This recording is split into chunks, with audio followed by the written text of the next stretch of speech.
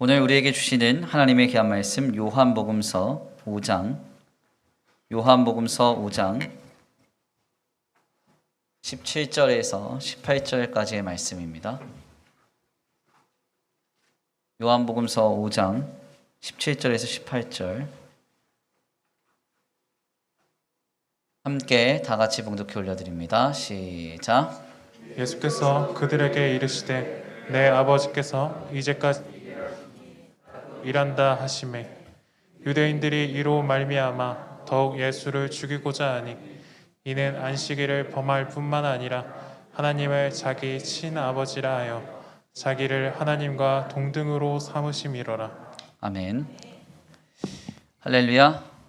아멘. 할렐루야. 아멘.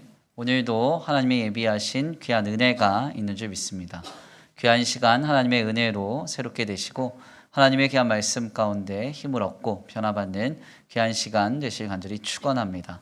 다 같이 믿음으로 선포하겠습니다. 다 잘 되고 있습니다. 하나님이 하십니다. 시작. 다 잘 되고 있습니다. 하나님이 하십니다. 아멘. 다시 한번 믿음으로 선포합니다. 다 잘 되고 있습니다. 코람데오 하나님 앞에서 살아갑시다. 시작. 다 잘 되고 있습니다. 코람데오 하나님 앞에서 살아갑시다. 아멘. 갑자기 라틴어 얘기하니까 힘든데요. 오늘도 하나님 앞에서 예배하기 위해 나온 우리 성도들 모두에게 주님의 풍성한 은혜와 사랑이 더하여지리라 믿습니다. 오늘은 귀한 시간 귀한 말씀을 통하여서 아버지께서 일하시니 나도 일한다. 아버지께서 일하시니 나도 일한다 라는 제목으로 하나님의 귀한 말씀 함께 나누고자 합니다. 현대인의 삶에 지대한 영향을 미치는 두 가지 개념 중에 욕구라는 말이 있습니다. 이 말과 비슷한 말로 또한 쓰여지는 말이 욕망이라는 단어인데요. 사실 욕구나 욕망 이 두 말은 비슷한 말인 것 같지만 실상 철학적인 분류에 있어서는 완전히 다른 개념이고 다른 말입니다. 철학적 분류에 있어서 욕구라는 말은 인간 개체가 생존하기 위해서 필요한 개념을 획득하려는 발동력을 의미하고요. 이 욕망이라는 말은 충족이 가능한 생물학적인 욕구나 요구와는 달리 충족될 수 없는 사회 구성물로서 생존과 직결되지 않는 것을 의미합니다. 그래서 영어로는 이것을 욕구는 need로 그리고 욕망은 desire로 이렇게 분류해서 사용하기도 하죠. 현대사회는 실상 이 욕구와 욕망으로 가득 차 있다라고 해도 과언이 아닙니다. 이 욕구와 욕망, 이 두 가지의 충돌과 상호작용으로 이루어져 많은 사회와 산업 그리고 경제와 또한 사회 더 나아가 가정까지도 이루어지는 것이 이 현대 사회의 특징인데요. 사람들은 무엇을 욕구하고 또 어떤 것이 욕망되는가가 각종 경제와 산업 사회에 영향을 미치고 반영이 되어서 오늘 우리가 이 사회를 살아가고 있는 것입니다. 그런데 우리가 여기에서 주요하게 좀 살펴보아야 할 점은 오늘날에 있어서 특별히 생존에 있어 필수적인 욕구의 문제는 대부분 해소가 되었지만요.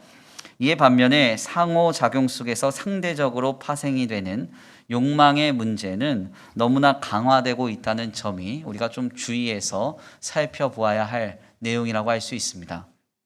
무슨 말인가 하냐면 이제 현대인들의 삶에 있어서 필수적인 요소인 이 의식주와 같은 이 욕구는 실상 더 이상 현대인들의 고민거리가 아니라는 것이죠. 못 입고 그리고 못 먹고 못 사는 사람들은 극히 일부에 지나지 않습니다. 못 입고 못 살고 또 더 나아가서 못 먹는 사람들, 그래서 기본적인 의식주의 문제가 해결되지 않는 사회 최약자층이 있다 하더라도 실상 오늘날의 사회보장제도 아래에서 조금만 도움을 받고 또한 열심을 낸다면 이 욕구의 문제는 대부분 해소되기 마련입니다. 그러나 욕망의 문제는 조금 다릅니다. 욕망은 삶의 필수적인 요소는 내게 있어서 이미 해결되었을지 모르지만, 그래서 생존에는 큰 문제가 없지만 아직도 충족되지 않는 개념을 가지고 이것을 열망하게 만드는 것이죠. 그래서 우리가 우리의 모습을 좀 살펴보면 이미 차를 타고 다니면서도 우리는 더 좋은 차를 타고 싶어 합니다. 또한 집에서 잘 살고 있지만 우리는 더 좋은 집에서 살고 싶어 하죠. 뿐만 아니라 이미 우리는 많은 것을 이미 소유하고 있지만 더 많은 것을 소유하고 싶어 합니다. 이런 디자이어, 즉 욕망이 우리에게 늘 충족되지 않는 열망으로 남아서 오늘 우리의 삶에 지대한 영향을 주고 더 나아가 우리의 삶을 끌고 가곤 하는 모습을 우리는 발견할 수가 있습니다. 특별히 프랑스의 문화평론가이자 미국 뉴욕 주립대의 교수이기도 했던 르네 지라르라는 사람이 있는데요.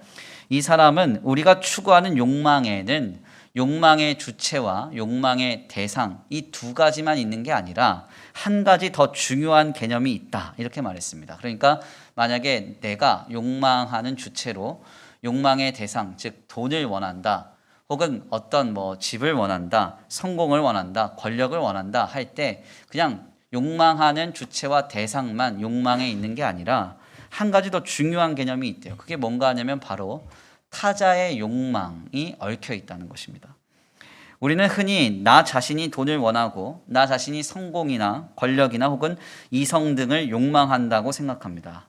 그렇지만 사실 자세하게 들여다보면 이 르네 지라르의 입장은 그것이 아니라는 거예요. 여기에는 우리로 무언가 욕망하도록 작용하는 근본적인 동기가 강력하게 작용하고 있다는 것을 말해요. 그것이 무엇인가? 바로 타인의 욕망입니다. 타인의 욕망.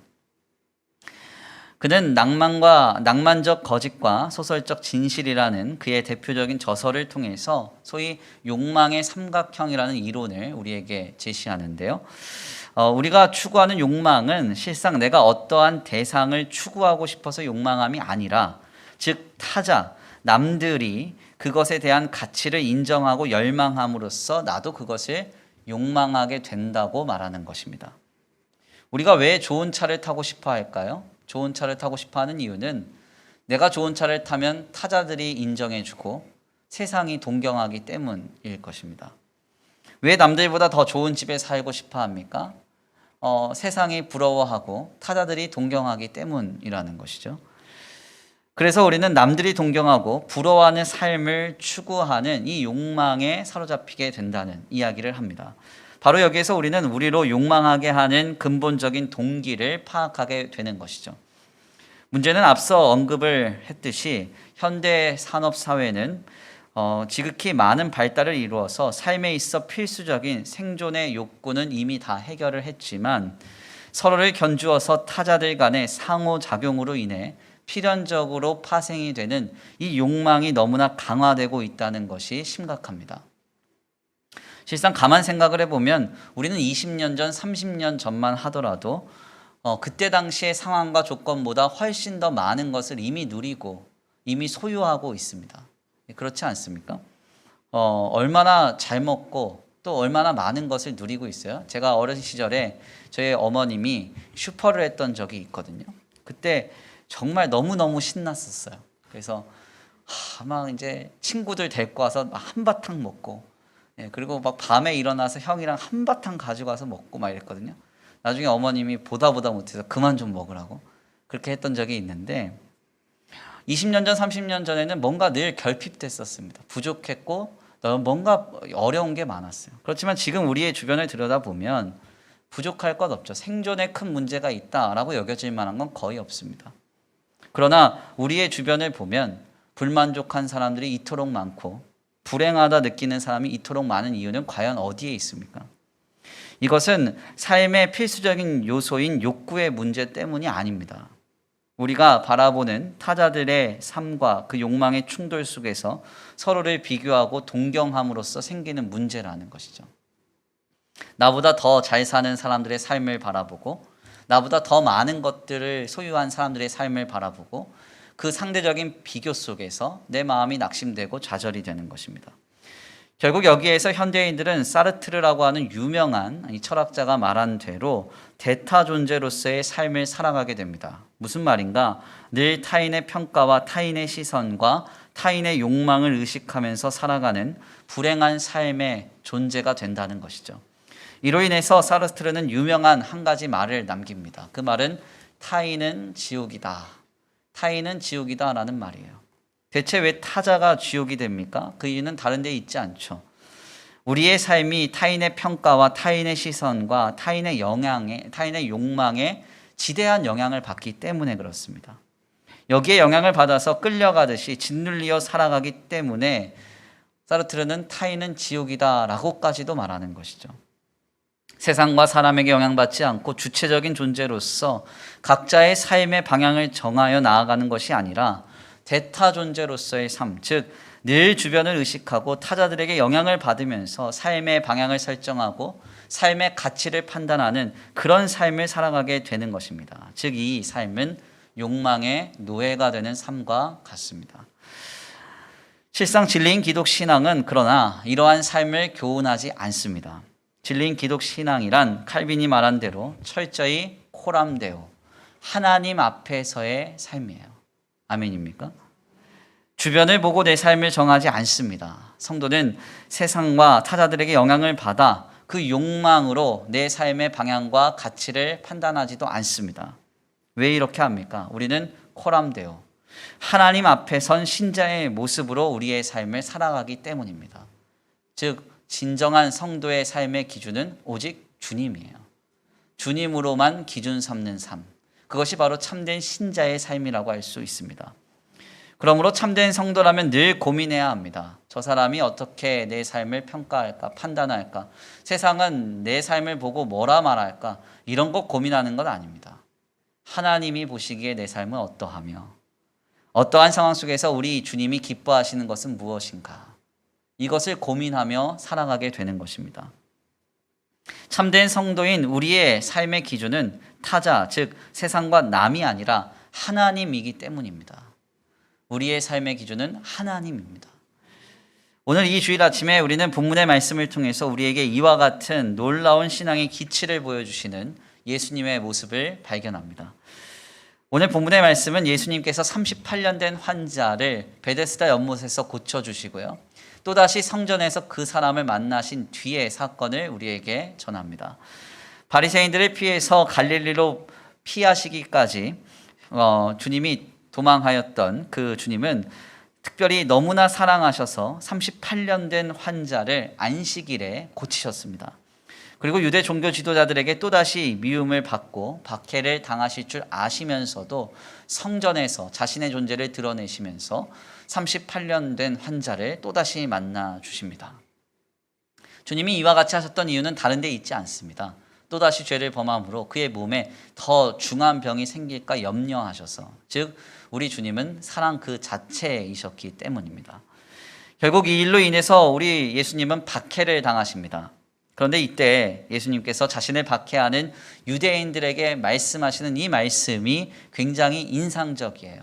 오늘 본문 말씀 17절입니다. 우리 함께 다 같이 다시 한번 봉독해 올려드립니다. 17절입니다. 함께 봉독합니다. 시작. 예수께서 그들에게 이르시되 내 아버지께서 이제까지 일하시니 나도 일한다 하시매. 아멘. 우리 예수님이 뭐라고 말씀하십니까? 내 아버지께서 이제까지 일하시니 나도 일한다. 이렇게 말씀하세요. 사실 이 말은 그냥 별것 아닌 말 같습니다. 예수님이 늘상 하시던 말 같기도 해요. 그렇지만 이 말은 유대인들에게 있어서는 굉장히 충격적인 말이었습니다. 지난 주일에 나눈 바와 같이 이 안식일, 그러니까 오늘 우리로 하면 주일에는 모든 피조물이 다 쉬게끔 하는 것이 이 유대인의 관례였습니다. 하물며 짐승까지도 어떤 일도 하지 못하고 다 쉬어야 했습니다. 그러면 이 날은 누구만 일하실 수 있느냐? 하나님만 일하실 수 있는 것입니다.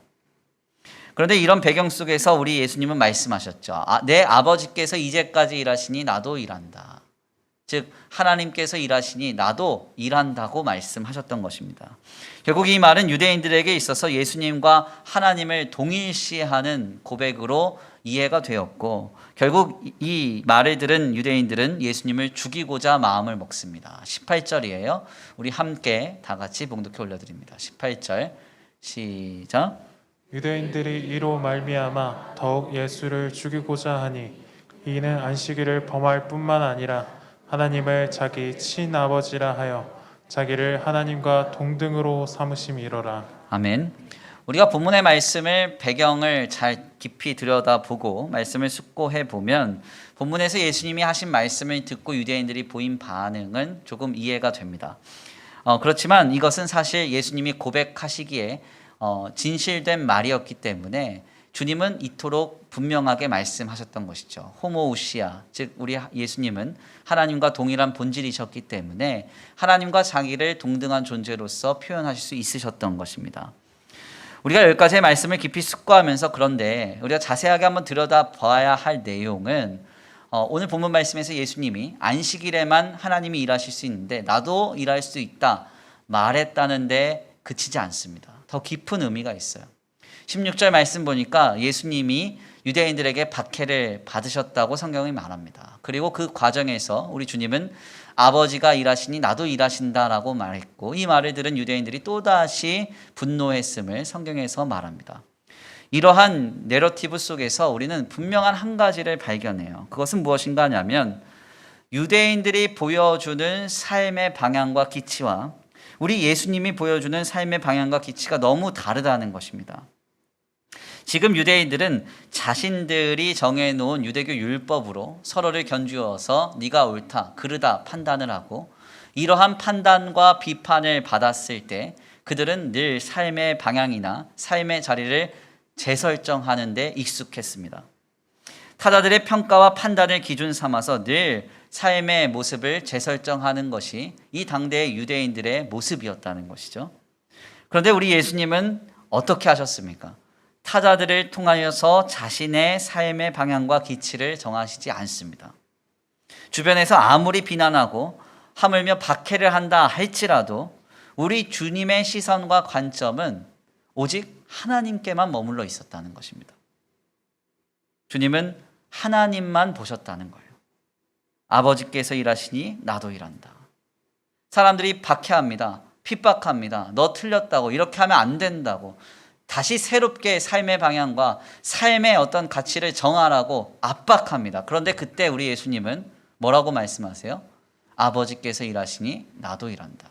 우리 주님의 시선과 관점은 하나님께 향하여 있다는 것입니다. 우리는 바로 여기에서 우리 예수님께서 공생애를 살아내시는 동안 그토록 유대인들이 많이 박해하였고 핍박하였고 미움과 난리를 거듭하였음에도 불구하고 늘 의연한 자세로 모든 것을 견디어내신 그 근본적인 이유를 확인하게 됩니다. 우리 예수님이 멘탈이 특별하셔서 사람들의 비난을 견디신 게 아닙니다. 우리 주님은 우리와 다른 성정을 가지고 계셔서 주님은 특별하게도 압박과 박해와 핍박 속에서도 그냥 모든 걸 견디실 수 있었던 게 아닙니다. 우리 예수님은 인성과 신성을 가지고 계셨거든요. 말씀을 읽어보면 우리 주님은 때때로 슬퍼하시기도 했고 민망히 여기시기도 했습니다. 우리와 성정이 같으셨어요. 박해를 당하셨지만 비난을 당하셨지만 핍박을 당하셨지만 주님께서 늘 의연하실 수 있었던 이유는 다른 데 있지 않습니다. 우리 주님의 기준은 삶의 기준은 하나님이셨기 때문이에요. 아버지께서 일하시니 나도 일한다. 우리 주님은 늘 하나님으로부터 자신의 삶의 방향과 기치를 정하셨습니다. 즉 우리 예수님은 하나님만 바라보셨다는 거예요. 그래서 사람들이 비판해도 우리 주님은 의연하게 안식일임에도 불구하고 환자를 고치셨습니다. 유대 종교 지도자들이 아무리 정죄를 해도 주님은 죄인들과 세리들과 함께 식사하세요. 바리새인들이 예수님을 죽이려고 해도 주님은 의연하게 과부와 고아들 그리고 약자들에게 하나님 나라의 복음을 뜨겁게 전하시기도 합니다. 어떻게 이 일이 가능합니까? 다른 데 있지 않아요. 우리 주님은 사람들의 평가와 사람들의 비난과 세상의 판단으로 자신의 사역을 결정하고 자신의 삶의 방향을 결정하셨던 것이 아니라 오직 하나님으로부터 모든 것을 기준 삼으셨기 때문입니다. 코람데오, 오직 하나님께로부터 자신이 가야 할 길을 정하셨던 삶을 살아내신 것입니다. 바로 이것이 우리 예수님의 신앙이었습니다. 우리도 이와 같은 신앙을 회복해야 됩니다. 언젠가부터 우리는 남의 시선을 지나치게 의식합니다. 그리고 타자들의 평가와 판단, 세상의 기준으로 내 삶의 가치를 판단하는 데 익숙해져 버렸습니다. 그래서 하물며 신앙 공동체라고 하는 교회에서조차 내 남편이 잘 되고 승승장구하면 교회 안에서 그렇게 떳떳하게 다녀요. 그러다가 가정에 문제가 생기거나 자녀에게 문제가 생겼다. 그러면 어떻게 됩니까? 교회 안에서도 죄인처럼 지냅니다. 어떻게 이런 일이 합당하겠습니까? 교회 안에서 이런 일은 너무 비일비재하게 많이 일어나요. 하물며 신앙이 있다고 하는 성도들이 세상의 눈치를 보고 남들의 말과 판단, 타자들의 욕망에 우리가 가야 할 길을 정하기도 합니다. 세상 사람들이 이거 좋다, 이렇게 가야 된다, 이거 해야 된다 하면 거기에 그냥 우르르 딸려가듯이 가요. 내 장래와 미래 계획을 결정하는 데 있어서 하나님이 기준되는 것이 아니라 세상이 어떻게 이야기하고 사람들이 어떻게 바라보느냐를 기준 삼아서 내 삶의 방향과 미래를 결정하기도 합니다. 이것이 과연 합당한 모습일까요? 그렇지 않다는 것이죠. 참된 성도는 세상과 타자들로부터 우리가 가야 할 길과 영위해야 하는 삶을 결정받지 않습니다. 우리는 그런 존재가 아니에요. 성도는 세상과 타자들로부터 삶을 결정받는 존재가 아닙니다. 우리는 세상 욕망의 노예도 아닙니다. 아멘입니까? 예수 그리스도를 통하여 우리의 신분이 어떻게 되었어요? 하나님의 자녀가 되었다고 하잖아요.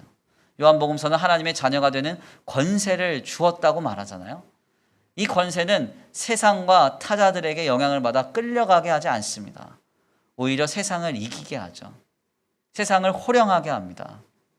사람들이 뭐라고 하든지 세상이 어떻게 판단하든지 그건 우리의 관심사가 아니죠. 우리의 기준이 될 수 없습니다. 하나님이 보시기에 내 삶은 어떠한가? 아멘입니까? 주님이 바라보시기에 내 삶은 어떻게 평가되고 있는가? 이것이 성도의 삶의 기준이 되어야 한다는 것이죠.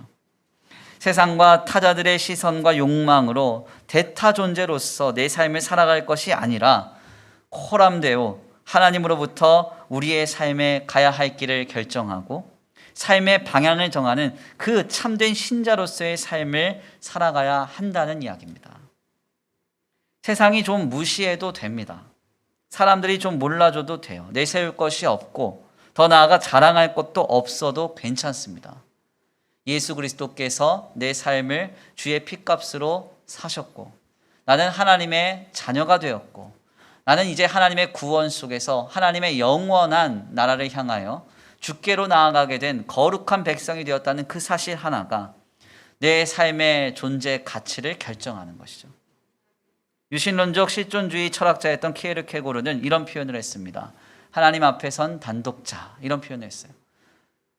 한 인간은 하나님과 그 관계 속에서 그 어떤 것도 영향받지 않고 오직 하나님께로만 영향을 받아야 된다는 거죠. 세상과 타자들의 욕망에 놀아나지 않고 모든 것을 주께로부터 결정받는 인생을 영위해야 한다는 것입니다. 우리는 바로 이 신앙을 회복해야 합니다. 요즘 근래 너무나도 안타까운 뉴스들이 많잖아요. 10대, 20대, 30대 사망 원인 1위가 뭡니까? 스스로 삶을 포기하는 일이잖아요. 스스로 삶을 포기하는 일. 그 이면을 들여다보면 다른 데 원인이 있지 않습니다. 세상을 바라보면서 타자들을 바라보면서 내가 꿈꾸는 내 삶의 이상과 현실의 그 이격이 너무 클 때 거기서 깊은 좌절과 낙심 속에서 아직도 살아보지 않은 인생의 그 여정을 이미 예단하고 지금의 삶을 그냥 포기해버리는 거예요. 10대, 20대, 30대 그 사망 원인 1일 그 내용이 얼마나 심각한지 OECD 국가 중에 아주 심각한 지경이에요. 네. 이런 일들에서 우리가 어떻게 자유할 수 있습니까? 참된 주의 성도는 세상이 내 인생 평가해 주는 거 아닙니다. 사람들이 내 인생을 어떻게 판단하느냐 중요하지 않습니다. 하나님 앞에 선 단독자. 아멘.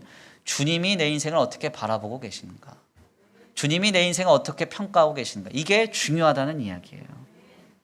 독일의 신학자였던 헬무트 틸리케가 아주 유명한 이런 말을 남겼습니다. 나는 인간의 우상이 되기보다는 하나님의 눈이 주시하는 한 마리의 벌레가 되고 싶다. 이런 말을 남겼어요. 헬무트 틸리케는 루터 교회가 낳은 찰스 스펄전 이후에 최고의 설교자로 꼽습니다. 너무나도 놀라운 고백 아닙니까? 나는 인간의 우상이 되기보다 하나님의 눈이 주시하는 한 마리의 벌레가 되고 싶다. 모든 사람들은 인간의 우상이 되고 싶어 합니다. 그래서 사람들이 동경하고 부러워하는 삶, 세상이 동경하며 부러워하는 삶을 이루려고 그렇게 각고의 노력을 하며 자신의 인생을 모두 다 허비하며 살아가요. 그래서 어떤 이는 외모를 그토록 가꿉니다. 어떤 이는 소유를 채우고 또 채웁니다. 그리고 각종 성취와 성공을 위해서 부단히 애를 씁니다. 왜 이렇게 합니까? 인간의 우상이 되고 싶어서. 누군가에게 부러워할 만한 삶, 동경할 만한 삶 살고 싶어서 그런 겁니다. 그러나 성도의 삶이란 이런 삶이 아니죠. 우리는 세상이 보기에는 한 마리의 벌레와 같다 할지라도 하나님의 눈이 주시하는 삶을 살아야 됩니다. 하나님이 보시기에 어떠한 삶인가? 이게 중요하다는 거예요. 제가 언젠가 진천 지역에 가서 어느 시골 교회를 방문했던 기억이 있습니다. 이것을 제가 이제 사진으로 한번 찍어놨는데 핸드폰을 이제 교체하는 과정에서 사진이 유실된 것 같아요. 그 교회는 이제 특별하게도 교회당 앞에 순교비가 하나 있었는데 일제강점기와 6.25를 지내면서 신앙 때문에 순교했던 성도들의 이름이 그 비석에 적혀 있었습니다. 그 이름을 하나하나 들여다보는데 참 희한한 점은 제가 신학 공부를 꾸준히 해오면서 한국교회사 공부도 꾸준히 해오면서 한 번도 들어보지 못한 이름들만 적혀 있는 거예요. 대체 그분들이 무엇을 하다가 어떻게 돌아가셨는지, 그리고 한국 교회사에 어떤 족적을 남겼는지 아무도 모릅니다. 그냥 신앙 지키다가 일제시대 때는 신사참배를 이유로 6.25 때는 공산당에게 그냥 죽어간 것이죠.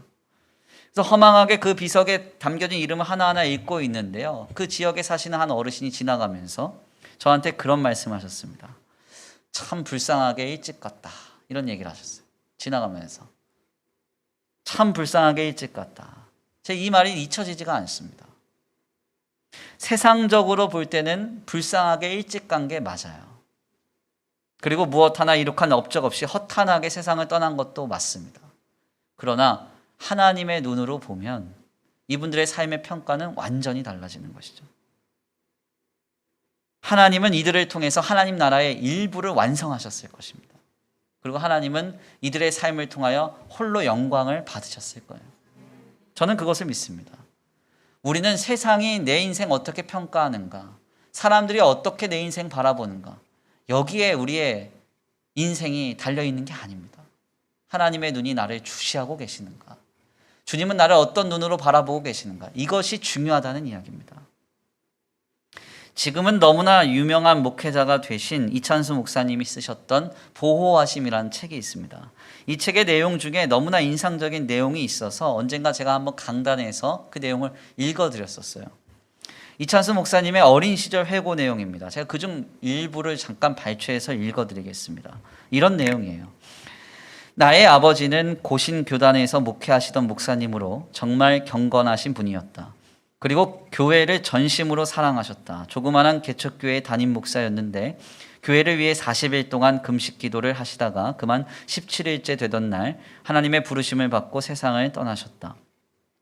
당시 나는 하나님을 이해할 수 없었다. 교회를 위해 금식하며 기도하는데 교회를 불같이 일으켜 세워주시는 않으시고 그 담임 목사를 데려가시면 어떻게 하자는 것인지 하나님이 원망스러웠다. 우리의 관점으로는 도저히 이해할 수 없었던 그날에도 어머니는 하나님을 원망하지 않았다는 것이다. 이 사실이 믿어지는가? 우리 어머니가 이상한 분일까? 생각도 없고 감정도 없고 남편이 죽든지 말든지 상관없는 분일까? 어머니의 관점과 하나님의 관점이 충돌하는 그날 밤을 상상해보자. 남편의 금식 기도를 통해 교회가 불같이 일어날 것이라 믿었던 어머니의 관점과 그런 남편을 데려가신 하나님의 관점이 충돌했을 때 얼마나 큰 투쟁이 있었겠는가, 얼마나 싸웠겠는가. 하나님을 원망하고 싶은 마음이 본능처럼 일어나는 그날 밤 우리 어머니는 자신의 본능과 얼마나 집요하게 싸웠겠는가. 끈질긴 어머니의 기도로 30살 때 내가 목회의 길로 들어섰다. 풍랑은 잠잠하지 않았다. 아버지가 돌아가시고 사택을 비워줘야 하는 상황에서 우리 가정은 길거리로 나앉았다. 죽을 고생을 해야 할 만큼 풍랑은 여전히 거세게 일었다. 하지만 자신의 모든 형편을 잘 아시는 주님이 늘 돌봐주실 것을 확실히 아는 그 어머니의 믿음이 오늘의 나를 있게 만들었다.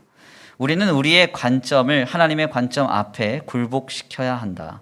나의 관점을 내려놓지 않고서는 이 땅에서 일어나는 수많은 일들을 이해할 수 없다. 퍼즐 조각을 맞추듯이 오랜 시간이 지나고 돌아보면 하나님께서 모두 옳으시다는 것을 인정하지 않을 수 없다. 참 인상적인 고백이죠. 너무나 가난했던 목회자가 목회를 잘 해보겠다고 40일 금식하다가 세상을 떠났습니다. 이로 인해서 온 가정은 처절한 나락으로 떨어졌어요. 이때 사람들의 평가가 어떠했겠습니까? 세상은 뭐라고 말했겠습니까? 그러나 여기서 중요한 점은 하나님의 눈이 이들을 지켜보고 있었다는 거예요. 아멘. 그리고 하나님은 그것을 너무 귀하게 보셨고 받으셨고 그 목회자의 아들을 통해서 지금 더 큰 일을 하고 계신다는 사실입니다. 우리는 바로 이 하나님을 믿습니다. 그렇기 때문에 우리의 기준은 세상과 타자들로부터 기인되지 않아요. 우리는 오직 하나님으로부터만 우리의 삶의 방향과 기치를 정해야 됩니다. 세상의 평가와 타자들의 욕망을 뒤로 하고 지금 하나님 앞에 담대히 서시기를 바랍니다. 조금 세상이 보기에 부족해도 괜찮습니다. 부러워할 만한 삶 아니어도 괜찮습니다. 하나님께서 내 삶을 주목하고 계시고 내 삶을 미쁘게 보시며 기뻐하신다면 우리는 그것으로 합당하며 만족하는 것이죠. 지금 예수님처럼 담대하게 고백하시길 바랍니다. 아버지께서 일하시니 나도 일하리라. 이렇게 주님의 시선이 주목하는 인생을 살아가는 저와 우리 성도들 모두가 되시길 간절히 축원합니다. 이 놀라운 신앙의 주인공 되시길 간절히 축원합니다. 귀한 말씀을 정리하겠습니다. 우리는 오늘 본문 말씀을 통해서 예수님의 시선과 거룩한 관점을 발견합니다. 유대인들은 서로를 바라보며 정죄하고 판단했습니다. 그리고 서로의 입장과 견해대로 자신의 삶의 자리와 삶의 방향을 재설정하는 데 익숙했습니다.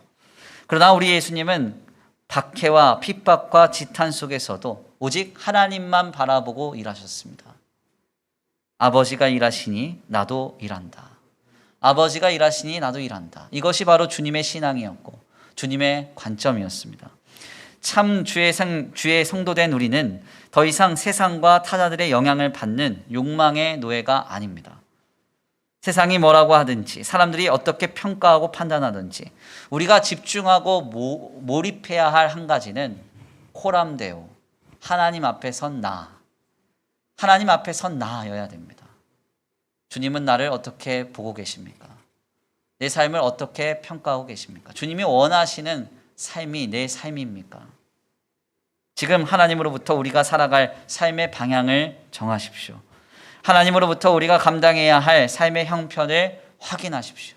오직 주님으로부터만 영향을 받아 우리의 삶의 기준과 우리의 삶의 방향을 설정할 수 있는 저와 우리 성도들 모두가 되시길 간절히 축원합니다.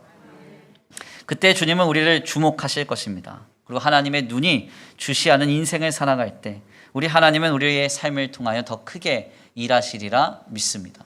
그 놀라운 역사의 주인공 되시길 간절히 축원합니다. 우리 이 시간 다 같이 귀한 말씀 붙들고 기도합니다. 찬양의 가사를 생각하시면서 함께 고백하겠는데요. 괴로울 때 주님의 얼굴 보라, 평화의 주님 바라보아라. 세상에서 시달린 친구들아, 위로의 주님 바라보아라. 그렇습니다. 참된 성도는 주님을 바라보고 지금 나의 삶의 방향을 정하고 내 삶에 나아갈 기치를 정하는 줄 믿습니다. 세상과 타자들에게 영향을 받아 늘 끌려가듯 살아가는 우리의 인생이 아니라 주님 바라보고 내 삶을 살아가게 하여 주시옵소서. 우리 다 같이 이 시간 결단하고 소원하시면서 찬양으로 결단하겠습니다.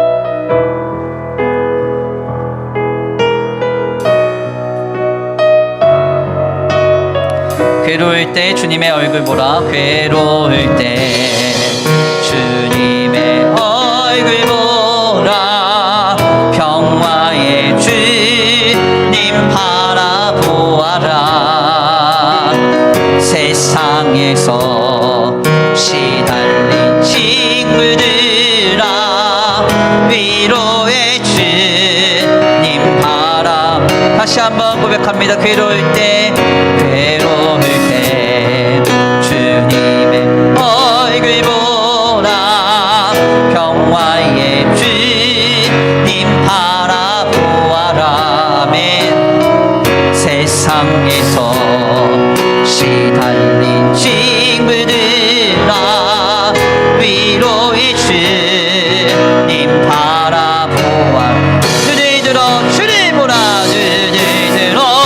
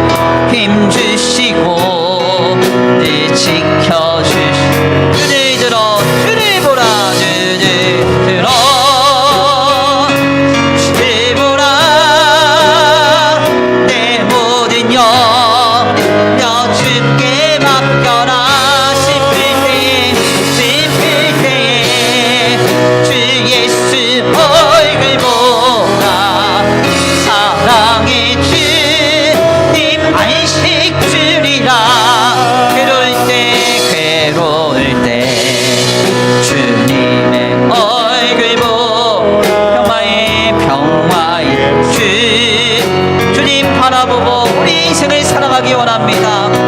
세상에서 시달린 친구들아 위로해 주 세상과 타자들에게 영향받지 아니하고 주님 바라보고 살아가기 원합니다. 주를 보라 주를 보라 내 모든 영역 주께 맡겨라. 슬플 때에 주 예수 얼굴 보라. 사랑의 주님 안식 주리라. 눈을 들어 주를 보라. 눈을 들어 주를 보라. 내 모든 영역 주께 맡겨라. 슬플 때에 주 예수 얼굴 보라. 사랑의 주님 안식. 마지막으로 고백합니다. 눈을 들어 주를 보라. 눈을 들어 주를 보라. 내 모든 영역 주께 맡겨라. 슬플 때에 주 예수 얼굴 보라. 사랑의 주님 안식 주리라. 우리 이 시간 결단합니다. 하나님, 세상과 타자들에게 영향을 받아 끌려가듯이 살아가는 우리 인생이 되지 않기 원합니다. 세상이 뭐라고 하든지 사람들이 뭐라고 하든지 아버지가 일하시니 나도 일한다 말씀하셨던 예수님의 모습처럼 주님만으로부터 모든 인생의 방향과 모든 인생의 가치를 아버지 판단받는 우리의 인생이 되기를 원합니다. 아버지 주여, 오직 하나님으로만 기준 삼게 하여 주옵소서. 오직 하나님으로만 기준 삼게 하여 주옵소서. 주님만에 붙들고 살아가게 하여 주시옵소서. 우리 이 시간 결단하고 소원하시면서 주여 한번 부르시고 말씀 붙들고 기도 올려드리겠습니다. 주여 한번 부르시고 기도합니다. 주여, 사랑과 은혜가 많으신 하나님 감사합니다. 오늘 귀한 시간 귀한 자리로 주님 앞에 나와 하나님의 귀한 말씀 참고하며 나아가게 하시니 감사합니다. 하나님 그렇습니다. 하나님 그렇습니다. 겸손히 주님 앞에 머리 숙여 기도하오니 이 시간 아버지 우리의 삶의 방향과 우리 삶의 기승아 오직 주님으로부터만 기준 삼기 원합니다. 세상이 뭐라 하든지 사람이 뭐라 하든지 세상과 사람들에게 우리 인생이 어떻게 평가되든지 간에 하나님께 내 삶이 붙들려 있으며 예수 그리스도의 보혈로 내가 하나님의 자녀가 되었으니 이제 그것으로 만족하며 기뻐하며 주님으로 우리 인생의 기준 삼는 아버지 거룩한 삶을 살아가기를 원합니다. 세상의 욕망의 노예가 되어 사람들의 욕망의 노예가 되어 끌려가지 않게 하시고 아버지 현실과 이상의 이격 속에서 낙심하고 실망하기보다 오늘 나와 함께 하시는 주님을 말미암아 아버지 믿음으로 주님을 바라보고 살아갈 수 있는 우리 믿음이 되게 하여 주옵소서. 우리 신앙이 되게 하여 주옵소서. 주님 역사하실 주님을 기대합니다. 함께 하실 주님을 기대합니다. 인도하실 주님을 기대합니다. 주님으로만 기준 삼겠습니다. 주님으로만 기준 삼겠습니다.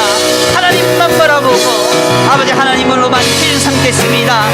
주님의 시선이 아버지 집중하는 삶 아버지 주님의 시선이 머물러 아버지 주여 주께 영광되고 아버지 주께 기쁨이 되는 삶 그 삶을 영위할 수 있는 우리의 믿음이 되게 하여 주시옵소서. 주여 아버지 역사시 주님을 기대합니다. 함께 하시고 아버지 인도하여 주시옵소서. 주를 들어 주를 보라. 내 모든 영역 주께 맡겨라. 슬플 때에 주 예수 얼굴 보라. 사랑의 주님 안식 주리라. 주를 들어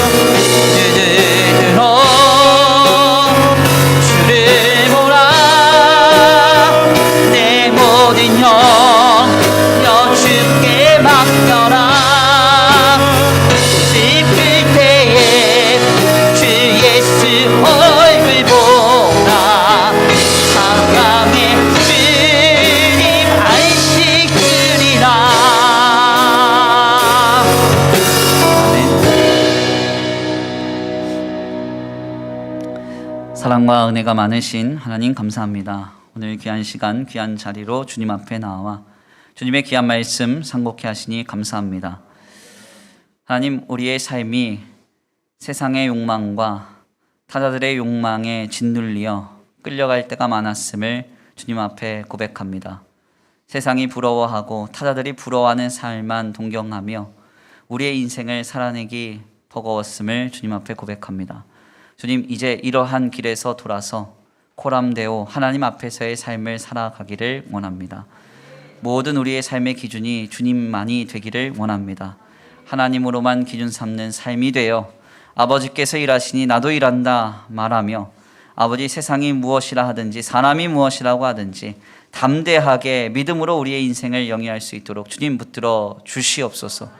아버지, 오늘 귀한 예배 가운데 나온 거룩한 발걸음과 각 처소 위에 복의 복을 더하여 주시옵시되 간절히 원하옵기는 한 주간의 삶을 주님 앞에 의탁하오니 세상과 사람들에게 영향받지 아니하고 오직 하나님께만 붙들려 살아갈 수 있는 거룩하고 복된 한 주간이 되게 하여 주시옵시고 아버지, 현실과 이상의 이격 속에서 낙심하며 실망하며 좌절하기보다는 하나님께 속한 나의 삶을 통하여 하나님 크게 일하실 줄 믿고 바라봄으로 인하여 기쁨으로 감사함으로 감격 가운데 살아갈 수 있는 거룩하고 복된 한 주간의 삶이 되도록 복내려 주시옵소서. 아버지, 이 시간 주님 앞에 귀한 예물 올려드립니다. 이 예물이 쓰여지는 곳곳마다 영혼과 생명이 살아나게 하시고 하나님의 나라와 주님의 복음을 위하여 쓰임받는 거룩한 예물 되게 하여 주시옵시되 간절히 원하옵기는 드려진 손길 위에 복의 복을 더하여 주셔서 하늘의 신령한 복과 땅의 기름진 복으로 주님 가정과 생업 위에 공급하여 주시고 이삭이 흉년 속에서도 100배의 결실을 얻었던 복과 은혜가 더하여지도록 복내려 주시옵소서. 도우시고 인도하시며 함께 하실 줄 믿고 감사함을 올려드리오며 사랑과 은혜가 많으신 우리 구주 예수 그리스도의 이름으로 감사하며 기도 올려드립니다. 아멘. 이제는 우리 주 예수 그리스도의 은혜와 성부 하나님의 극진하신 사랑하심과 성령 하나님의 내주 교통하심이 오늘 귀한 말씀 가운데 깨달아 아버지께서 일하시니 나도 일한다 말씀하셨던 예수님처럼 모든 삶을 오직 하나님으로만 기준 삼기로 결단하는 모든 성도들 머리 위에 이제로부터 영원토록 함께 있을지어다.